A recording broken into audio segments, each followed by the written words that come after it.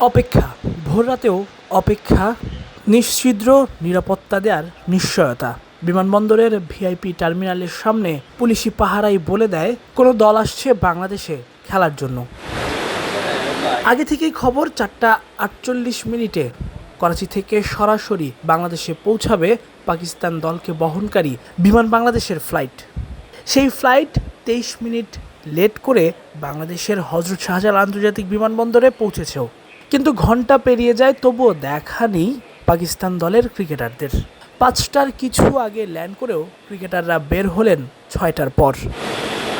একই তো রোজা, তার উপর সেহরির সময়, সেই সঙ্গে হয়েছে ফজরের নামাজের সময়ও। ক্রিকেটাররা ভিআইপি টার্মিনালের ভেতরেই তাই সেহরি করে ফজরের নামাজ পড়ে তবেই বের হয়েছেন।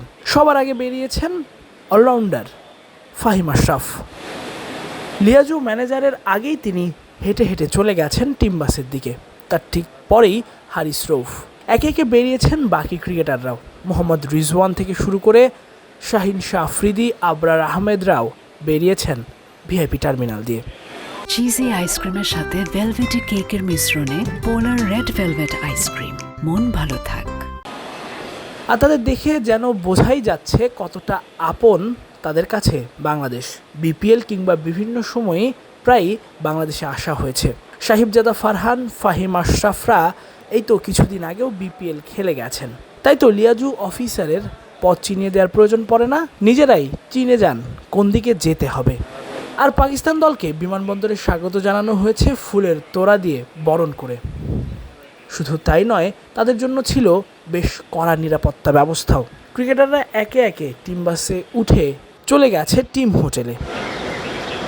তাদের জন্য প্রস্তুত রাখা হয়েছিল 2টি টিম বাস। এক টিম বাসেই সব ক্রিকেটাররা উঠেছেন, আরেকটা ফাঁকাই গেছে। 2 টিম বাসের সামনে পেছনে ছিল র্যাব এবং পুলিশের গাড়ি, আর সবার পেছনে অ্যাম্বুলেন্স এবং ফায়ার সার্ভিসের গাড়িও। গেল বিশ্বকাপ ইস্যুতে পাকিস্তান বাংলাদেশ বিসিবির বন্ধুত্বের কথা ইতিমধ্যেই সবারই জানা। বিশ্বকাপের ফাইনাল যেদিন অনুষ্ঠিত হচ্ছে সেদিনই পাকিস্তান দল চলে এসেছে বাংলাদেশে। উদ্দেশ্য 3 ম্যাচের ওয়ানডে সিরিজ খেলা। আগামী 11 তারিখ থেকে শুরু হতে যাচ্ছে বাংলাদেশ পাকিস্তানের 3 ম্যাচের ওয়ানডে সিরিজ। আর সেই সিরিজকে সামনে রেখেই পাকিস্তান দল এখন ঢাকায়।